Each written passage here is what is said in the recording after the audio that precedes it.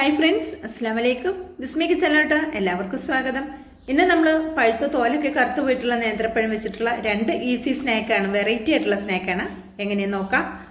ആദ്യത്തെ സ്നാക്ക് തയ്യാറാക്കാനായിട്ട് ഞാനിവിടെ നേന്ത്രപ്പഴം 3 നേന്ത്രപ്പഴമാണ് എടുക്കുന്നത്. മിക്സിയുടെ ജാറിലേക്ക് നമുക്ക് ഈ 3 നേന്ത്രപ്പഴം കട്ടാക്കിയിട്ട് ഇട്ട് കൊടുക്കാം. നമുക്കിതൊന്ന് അരച്ചെടുക്കാനുള്ളതാണ്. ഇതിലേക്ക് നമ്മൾ കുറച്ച് ചേരുവകൾ കൂടി ചേർത്ത് കൊടുക്കുന്നുണ്ട്. ഒരു ഗസ്റ്റ് വരുമ്പോൾ പോലും നമുക്ക് പെട്ടെന്ന് തയ്യാറാക്കി കൊടുക്കാവുന്ന എന്നാൽ നല്ല ടേസ്റ്റി ആയിട്ടുള്ള വെറൈറ്റി ആയിട്ടുള്ള ഒരു സ്നാക്കാണ്. സിമ്പിളായിട്ട് പെട്ടെന്ന് തന്നെ തയ്യാറാക്കി എടുക്കാനും പറ്റും. വീഡിയോ ഇഷ്ടമാകുകയാണെങ്കിൽ കാണുമ്പോൾ തന്നെ ഒരു ലൈക്ക് തന്ന് സപ്പോർട്ട് ചെയ്യാൻ ആരും മറക്കരുതേ. അപ്പോൾ ബാക്കിയുള്ള ഒരു പഴം ഇവിടെ മാറ്റി വെക്കുന്നുണ്ട്. അപ്പോൾ 3 നേന്ത്രപ്പഴം മിക്സിയുടെ ജാറിലേക്ക് കട്ടാക്കിയിട്ട് കൊടുത്തിട്ടുണ്ട്. ഇനി 250 ml കപ്പിൽ 1 കപ്പ് ഫ്രഷ് ആയിട്ട് ചിരകി എടുത്തിട്ടുള്ള തേങ്ങ അളന്നൊരു പാത്രത്തിലേക്ക് എടുത്തതാണ്. അപ്പോൾ തേങ്ങയുടെ അളവ് കുറച്ച് കൂടിപ്പോയാലും ഒരു കുഴപ്പമില്ല, നല്ല ടേസ്റ്റ് ആയിരിക്കും. ഇനി ഒരു 1/4 കപ്പ് വെള്ളം കൂടി ചേർത്ത് കൊടുത്തിട്ട് ഇനി ഇതിലേക്ക് മധുരത്തിന് ആവശ്യമായിട്ട് പഞ്ചസാര ചേർക്കാം. പഴത്തിന് അത്യാവശ്യം നല്ല മധുരമുണ്ട്. നിങ്ങളുടെ മധുരം എത്രയാണോ അതിനനുസരിച്ചിട്ട് പഞ്ചസാര ചേർത്ത് കൊടുക്കാം. ഞാൻ 1.5 ടേബിൾ സ്പൂൺ പഞ്ചസാരയാണ് ചേർത്ത് കൊടുത്തത്. ചേർത്തിട്ട് ഇതൊന്ന് അടിച്ചെടുത്തിട്ടുണ്ട്. ഒരുപാട് പഴം പേസ്റ്റ് പോലെയൊന്നും ആക്കണ്ട, ചെറുതായിട്ട് ഇടയിൽ കടിക്കാൻ കിട്ടിയാലും നല്ലതാണ്. അപ്പോൾ അതുപോലെ തന്നെ തേങ്ങയും ഒരുപാട് അങ്ങോട്ട് അരഞ്ഞു പോകരുത്. തേങ്ങ ഇങ്ങനെ പിരിപിരിയെന്ന് അതിൽ കിടക്കണം. ആ രീതിയിൽ വേണം നിങ്ങൾ അരച്ചെടുക്കാൻ. എനിക്കിത് അരച്ച ആ കൺസിസ്റ്റൻസി കാണുമ്പോൾ മനസ്സിലായിട്ടുണ്ടാവുമല്ലോ. ഒരുപാട് ഇട്ട് അരച്ച് പേസ്റ്റ് ആക്കരുത് കേട്ടോ. പിന്നെ ഇതിലേക്ക് 1 പിഞ്ച് മഞ്ഞൾപ്പൊടി, അതുപോലെ തന്നെ 1/2 ടീസ്പൂൺ ഏലക്കായുടെ പൊടി, 1/2 ടീസ്പൂൺ ചുക്കിൻ്റെ പൊടി, 1 പിഞ്ച് ഉപ്പ് കൂടെ ചേർത്തിട്ടുണ്ട്. പിന്നെ 1 പിഞ്ച് അപ്പസോഡ കൂടി ചേർത്ത് കൊടുത്തിട്ടുണ്ട് കേട്ടോ. ഇത്ര ഐറ്റമാണ് നമ്മളിതിലേക്ക് ചേർത്ത് കൊടുക്കുന്നത്. ചുക്കിൻ്റെ പൊടി ഇല്ലെങ്കിൽ കുഴപ്പമൊന്നുമില്ല, ഏലക്കയുടെ പൊടി മാത്രം ചേർത്താലും മതിയാകും. ജീരകത്തിൻ്റെ പൊടിയൊന്നും ഇതിലേക്ക് ചേർക്കണ്ട.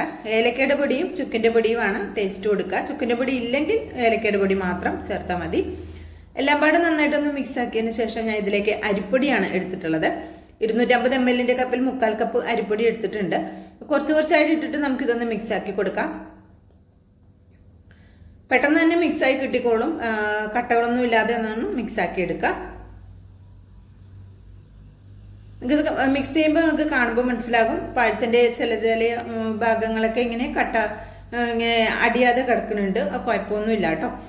അത് നമ്മളിത് ഫ്രൈ ചെയ്തിട്ട് കഴിക്കുന്ന സമയത്ത് നല്ല സൂപ്പർ ടേസ്റ്റാണ്. നമ്മുടെ വീട്ടിൽ കാണുന്ന സാധാരണ ചേരുവയാണ് ഇൻഗ്രീഡിയൻസ് ആയിട്ടുള്ളത്.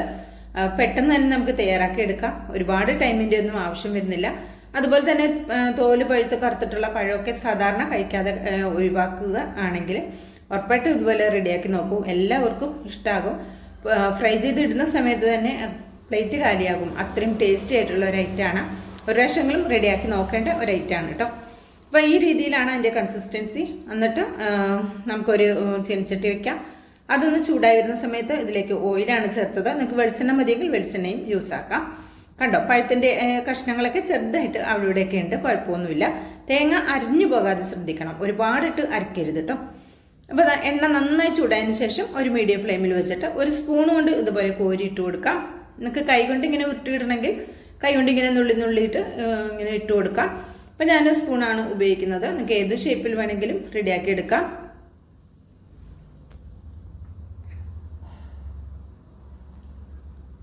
വൈഡായിട്ടുള്ള ഒരു പാത്രമാണെങ്കിൽ നമുക്ക് കുറേ അധികം ഒരേ സമയം ഉണ്ടാക്കിയെടുക്കാൻ പറ്റും. ഇത് ഒരു ഭാഗം ആവുന്ന സമയത്ത് നമുക്കിതൊന്ന് മറിച്ചിട്ട് കൊടുക്കാം. നേന്ത്രപ്പഴം ഇത് കൂടുതൽ എടുത്തത് കൊണ്ട് തന്നെ ചെറുതായിട്ടൊന്ന് ഇങ്ങനെ നമ്മളിങ്ങനെ മറിച്ചിടുന്ന സമയത്ത് ഇങ്ങനെ ഒന്ന് ഒട്ടൽ പോലെ തോന്നും, കുഴപ്പമൊന്നുമില്ല. പാനിൽ ഒട്ടി പിടിക്കുന്ന കുഴപ്പമൊന്നും വരില്ല കേട്ടോ.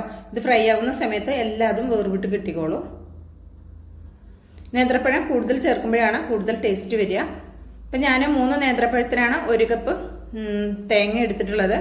അപ്പോൾ നിങ്ങൾ ഒരുപാട് നേന്ത്രപ്പഴം 6 എണ്ണമൊക്കെ എടുക്കുന്നുണ്ടെങ്കിൽ ഒരു 2 കപ്പോ 2.5 കപ്പോ ഒക്കെ തേങ്ങ ചേർത്ത് കൊടുക്കണം കേട്ടോ. തേങ്ങ കൂടുതൽ ചേർക്കുമ്പോൾ കൂടുതൽ ടേസ്റ്റാണ്. അതുപോലെ നേന്ത്രപ്പഴത്തിൻ്റെ ടേസ്റ്റാണ് മുന്നിട്ട് നിൽക്കുന്നത്. ഇതിപ്പോൾ ഒരു ഭാഗം ആകുമ്പോൾ പതുക്കെ ഇതൊന്ന് മറിച്ചിട്ട് കൊടുക്കാം. 2 ഭാഗം ആവുന്ന സമയത്ത് നമുക്കിത് എണ്ണയിൽ നിന്ന് കോരിയെടുക്കാം. ഫ്ലെയിം ഒരു മീഡിയത്തിൽ തന്നെ വെച്ച് ചെയ്താൽ മതി കേട്ടോ. ഹൈ ഫ്ലെയിമിൽ വെക്കരുത്, ഏറ്റവും ലോ ഫ്ലെയിമിലും വെക്കരുത് കേട്ടോ. മഞ്ഞൾപ്പൊടി ചേർത്ത് കൊടുത്തത് ഇതുപോലെ നമ്മുടെ സ്നാക്കിന് നല്ലൊരു മഞ്ഞ കളർ കിട്ടാൻ വേണ്ടിയിട്ടാണ് കേട്ടോ. ഫോട്ടോ ഒക്കെ എടുക്കുമ്പോഴും നല്ലൊരു ഭംഗി ഉണ്ടാവുമല്ലോ, അത് വെച്ചാണ് മഞ്ഞൾപ്പൊടി ചേർത്തത്. അല്ലെങ്കിൽ മഞ്ഞൾപ്പൊടിയുടെ ഒന്നും ആവശ്യമില്ല. ഇതിപ്പോൾ ആദ്യത്തെ ബാച്ച് ഇവിടെ റെഡിയായി. അത് നമുക്കൊരു പാത്രത്തിലേക്ക് ഇട്ട് കൊടുക്കാം. ഇതേപോലെ നമുക്ക് ബാക്കിയുള്ളതൊക്കെ ഫ്രൈ ചെയ്തെടുക്കാം. നിങ്ങൾക്ക് ഇതുപോലെ തോനെ എണ്ണയൊന്നും വേണ്ടാന്നുണ്ടെങ്കിൽ നിങ്ങൾക്ക് ഒരു ഉണ്ണിയപ്പച്ചട്ടി വെച്ചിട്ട് അതിൽ ഒരല്പം എണ്ണയൊന്ന് ബ്രഷ് ആക്കിയിട്ട്, ഇപ്പം നെയ്യ് വേണമെങ്കിൽ നെയ്യൊന്ന് ബ്രഷ് ആക്കിയിട്ട് പിന്നെ ഇതുപോലെ ഓരോ കുഴിയിലും കുറച്ച് കുറച്ചായിട്ട് ഒഴിച്ചിട്ട് ഫ്രൈ ആക്കി എടുക്കാം. അപ്പം അധികം ഓയിലൊന്നും വേണ്ടാത്തവർക്ക് അങ്ങനെയും റെഡിയാക്കി എടുക്കാം കേട്ടോ. അപ്പോൾ അതേ മുഴുവനും ഞാനിവിടെ റെഡിയാക്കി എടുത്തിട്ടുണ്ട്. കണ്ടോ, ഉള്ളു നല്ല സോഫ്റ്റും അരിപ്പൊടി ചേർത്തതുകൊണ്ട് പുറം ചെറുതായിട്ടൊരു ക്രിസ്പി ഉണ്ടാവും, എന്നാൽ വലിയ ക്രിസ്പി ഒന്നും ഉണ്ടാവില്ല. നല്ല ടേസ്റ്റാണ്. ഉള്ളിലൊക്കെ ഇങ്ങനെ ആരെടുത്തിട്ടുള്ള നല്ല സൂപ്പർ ടേസ്റ്റ് ആയിട്ടുള്ള ഒരു സ്നാക്കാണ്. ചൂട് ചായക്കൊപ്പൊക്കെ അടിപൊളി കോമ്പിനേഷനാണ്. ഒരു ഗസ്റ്റ് വരുമ്പോൾ പോലും നമുക്ക് പെട്ടെന്ന് തയ്യാറാക്കി കൊടുക്കാവുന്ന നല്ല ടേസ്റ്റി ആയിട്ടൊരു സ്നാക്കാണ്. ഇഷ്ടമായിട്ടുണ്ടെങ്കിൽ ട്രൈ ചെയ്ത് നോക്കിയിട്ട് അഭിപ്രായം അറിയിക്കണം. അടുത്ത റെസിപ്പി നോക്കാം. അതിനിടെ അവിടെ നേരത്തെ എടുത്തൊരു നേന്ത്രപ്പഴം പിന്നെ ഒരു കുഞ്ഞ് നേന്ത്രപ്പഴം കൂടി എടുത്തിട്ടുണ്ട് കേട്ടോ. അപ്പം നമുക്ക് ഈ നേന്ത്രപ്പഴം ഒന്ന് കട്ടാക്കി മാറ്റി വയ്ക്കാം. അവിടെ ഈ ഒരു രീതിയിലൊന്ന് കട്ടാക്കി എടുത്തിട്ടുണ്ട്. അപ്പം നമുക്കിത് 2 നേന്ത്രപ്പഴവും കട്ടാക്കി എടുക്കാം. ഇതിവിടെ ഒരു സൈഡിലേക്ക് നീക്കി വെക്കാം. പിന്നെ നമുക്കിതിലേക്ക് വേണ്ടത് മുട്ടയാണ്. ഞാനിവിടെ 3 മുട്ട എടുത്തിട്ടുണ്ട്. ആ 3 മുട്ട ഇതുപോലെ ഒന്ന് പൊട്ടിച്ചിട്ട് ആ ബൗളിലേക്ക് ഒഴിച്ച് കൊടുക്കാം. ഇപ്പോൾ ഫ്രിഡ്ജിൽ വെച്ച മുട്ടയാണെങ്കിലും കുഴപ്പമില്ല, പുറത്തിരുന്ന മുട്ടയാണെങ്കിലും കുഴപ്പമൊന്നുമില്ല കേട്ടോ. ഫ്രിഡ്ജിലുള്ളതാണെങ്കിലും അതേപോലെ തണുപ്പിൽ നിന്ന് എടുത്തിട്ടും ഈ ഒരു റെസിപ്പി ചെയ്തെടുക്കാം. അപ്പം 3 മുട്ടയും ഇതുപോലെ പൊട്ടിച്ചൊഴിച്ചിട്ട് ഒരു സൈഡിലേക്ക് നമുക്ക് മാറ്റി വയ്ക്കാം. നമുക്ക് കുറച്ച് കാര്യങ്ങൾ കൂടി ചെയ്തെടുക്കാനുണ്ട്. നമുക്കൊരു പാൻ എടുപ്പത്ത് വെച്ച് കൊടുക്കാം. ഇതിലേക്ക് നമുക്ക് നെയ്യ് ചേർത്ത് കൊടുക്കാം. 1.5 ടീസ്പൂൺ മുതൽ 2 ടീസ്പൂൺ വരെ നെയ്യ് ചേർത്ത് കൊടുക്കാം. ഞാൻ ഇതിലേക്ക് 1.5 ടീസ്പൂൺ നെയ്യാണ് ചേർത്ത് കൊടുത്തിട്ടുള്ളത്. നെയ്യ് നന്നായിട്ട് ഒന്ന് മെൽറ്റായി വരുന്ന സമയത്ത് ഇതിലേക്ക് ഒരല്പം കാഷ്നട്ട് നമുക്കൊന്ന് ഇട്ട് വറുത്തെടുക്കണം. നിങ്ങളുടെ കയ്യിൽ എത്രയാണോ കാഷ്നട്ട് ഉള്ളത് കുറച്ച് കൂടുതൽ ഇട്ടാൽ കൂടുതൽ ടേസ്റ്റാണ്. ഞാൻ കുറച്ച് ഇട്ട് കൊടുത്തിട്ടുണ്ട്, ഒരു 10-15 എണ്ണമൊക്കെ ഇട്ട് കൊടുത്തിട്ടുണ്ട്. ഇതൊന്ന് ഫ്രൈ ആയി വരുമ്പോൾ ഇതിലേക്ക് 250 ml കപ്പിൽ 1 കപ്പ് ഫ്രഷ് ആയിട്ട് ചിരകി എടുത്തിട്ടുള്ള തേങ്ങ കൂടി ചേർത്ത് കൊടുക്കാം.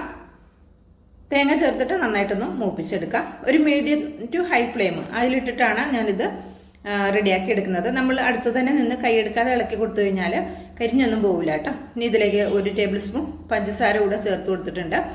എന്നിട്ട് ഇതെല്ലാം പാട് നന്നായിട്ടൊന്ന് മിക്സാക്കി കൊടുക്കാം. പഞ്ചസാരയൊക്കെ ഒന്ന് മെൽറ്റായി വരുന്ന സമയത്ത് തേങ്ങയുടെ കളറൊന്നും ഒരുപാട് മാറേണ്ട ആവശ്യമില്ല കേട്ടോ. ശ്രദ്ധിക്കുക, എപ്പോഴും ഇളക്കി കൊടുക്കുക. ഹൈ ഫ്ലെയിമിൽ ഇട്ടിട്ടുണ്ടെങ്കിൽ എപ്പോഴും ഇളക്കി കൊടുക്കാൻ ശ്രദ്ധിക്കണം. പഞ്ചസാരയും കൂടി ഇവിടെ മെൽറ്റായി റെഡിയായി വന്നിട്ടുണ്ട്. ഇനി നമുക്ക് ഫ്ലെയിമൊക്കെ ഓഫാക്കിയിട്ട് ഇത് ചൂടാറാൻ വേണ്ടി വേറൊരു പാത്രത്തിലേക്ക് മാറ്റി കൊടുക്കാം. ഇനി അടുത്തതായിട്ട് മിക്സിയുടെ ജാർ എടുക്കാം. ഇതിലേക്ക് നമ്മൾ നേരത്തെ കട്ടാക്കി വെച്ചിട്ടുള്ള പഴം ചേർത്ത് കൊടുക്കാം. ഇനി ഇതിലേക്ക് ഒരു 3 ഏലക്കയുടെ കുരു ചേർത്ത് കൊടുക്കുന്നുണ്ട്. പൊടി ഉണ്ടെങ്കിൽ പൊടി ചേർത്ത് കൊടുക്കാം.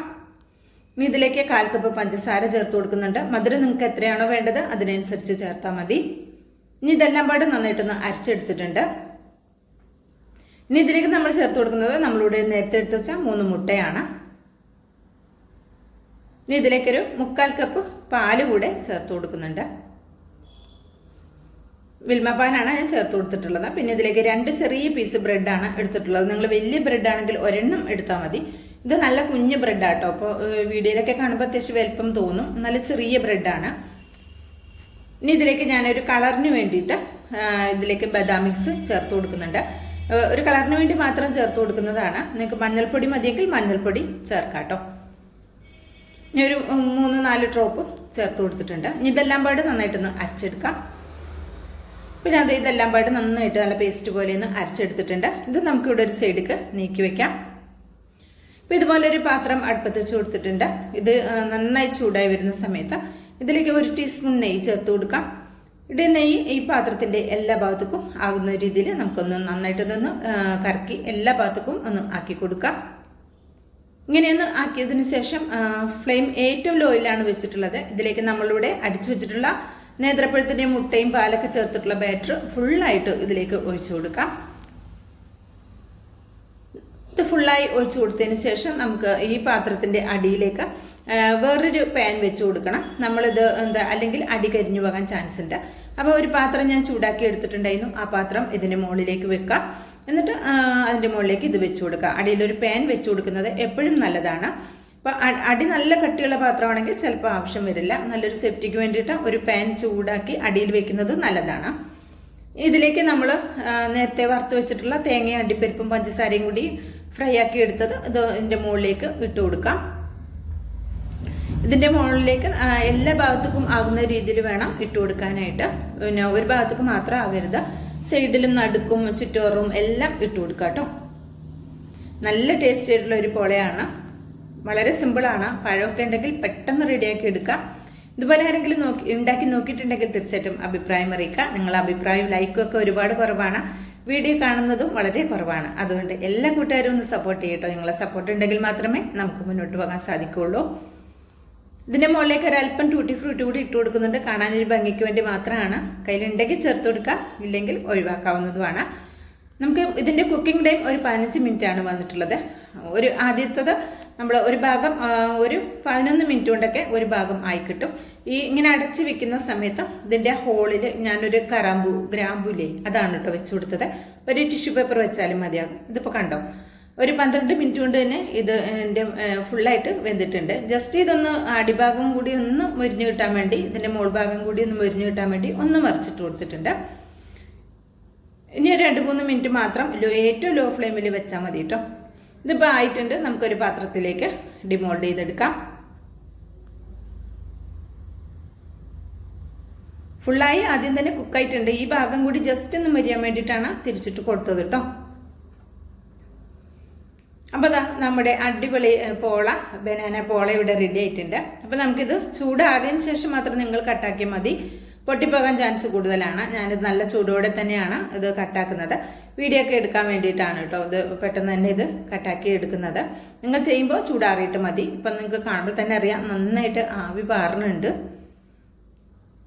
വീഡിയോ ഇഷ്ടമാകുകയാണെങ്കിൽ കാണുമ്പോൾ തന്നെ ഒരു ലൈക്ക് തരാൻ ആരും മറക്കരുത്. അതുപോലെ തന്നെ ബിസ്മി കിച്ചൺ എന്ന യൂട്യൂബ് ചാനൽ സബ്സ്ക്രൈബ് ചെയ്ത് കാണുന്ന എൻ്റെ പ്രിയ കൂട്ടുകാർ ഒന്ന് സബ്സ്ക്രൈബ് ചെയ്ത് ബെല്ലൈക്കൺ ഒന്ന് എനേബിൾ ചെയ്ത് വെച്ചാൽ മാത്രമേ നമ്മളിടുന്ന വീഡിയോസിൻ്റെ നോട്ടിഫിക്കേഷൻ നിങ്ങളിലേക്ക് കറക്റ്റായിട്ട് എത്തുള്ളൂ. അതുപോലെ തന്നെ ഈ 2 വീഡിയോയിൽ ഏതാണ് കൂടുതൽ ഇഷ്ടമായതെന്ന് തീർച്ചയായിട്ടും അഭിപ്രായം അറിയിക്കാനും മറക്കരുത്. ഇൻഷാ അല്ലാഹ് അടുത്ത നല്ലൊരു അടിപൊളി വീഡിയോയുമായി എത്തുന്നതായിരിക്കും. എല്ലാ കൂട്ടുകാർക്കും നന്ദി, നമസ്കാരം.